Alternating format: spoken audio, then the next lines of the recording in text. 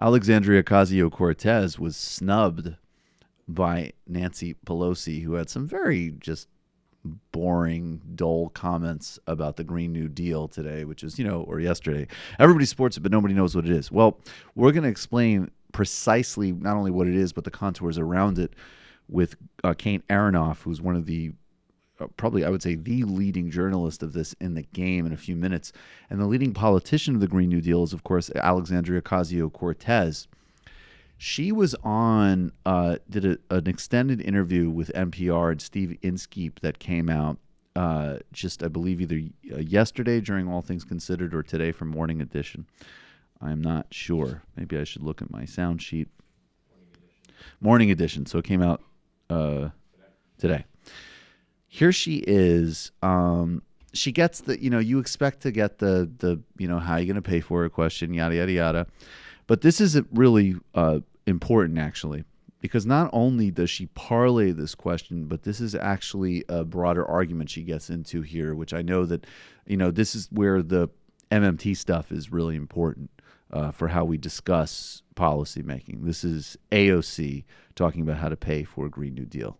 You're talking about things that obviously would cost a lot of money. Mm-hmm. I know you'd rather think of it as an investment rather than a cost, but it is just certainly a lot of money. You don't specify where it's going to come from other than saying it will all pay for itself. Yeah, I think the first thing that we need to do is kind of break the mistaken idea that taxes pay for 100% of government expenditure. It's just not how government expenditure works. We can recoup costs, but oftentimes you look at, for example, the GOP tax cut, which I think was an irresponsible use of government expenditure, but government projects are often financed by a combination of taxes, deficit spending, and other kinds of investments, bonds and so on. Well, I get that, but deficit spending is borrowing money that has to be paid back eventually through taxes. Yeah, and I think that is always the crux of it. So when we decide to go into the realm of deficit spending, we have to do so responsibly.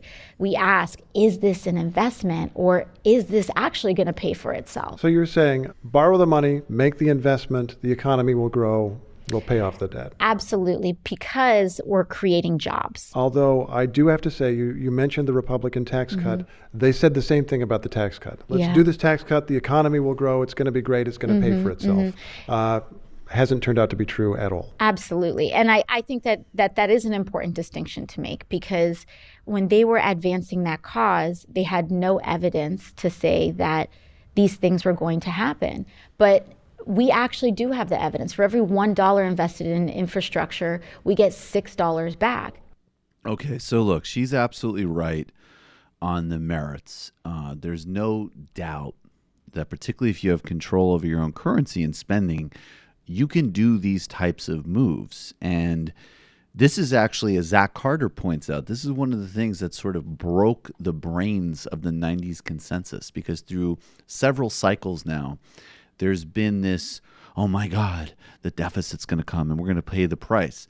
There was a whole scam that threw off the economic recovery after Wall Street melted the economy in 2008, of people all of a sudden saying we need to go into austerity. In fact, the United States had a bit of a better recovery, in fact, a much better recovery than the European Union, because of even just an incredibly modest stimulus package that the Obama administration pushed through before, unfortunately, acquiescing to austerity themselves. The Eurozone sunk their whole economy through austerity and, of course, seriously practiced, just vicious cruelty on Greece.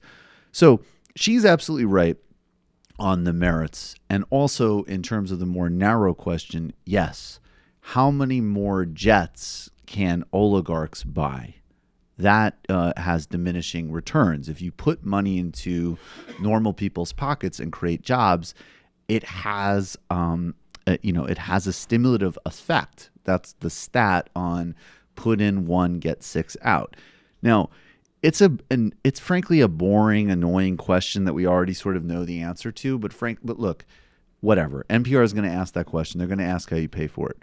What is actually pretty unacceptable journalistic malpractice is to draw the equivalency between Republicans talking about their top-end tax redistribution and and investing in energy infrastructure and generating a new economy. We know empirically those two things are not comparable. You could even, on far ends of comparison here, you could even just look at the results of the Obama 2009 stimulus as well as the Trump tax giveaway or the Bush tax giveaway, and you could see these things had very different effects in terms of bang for your buck.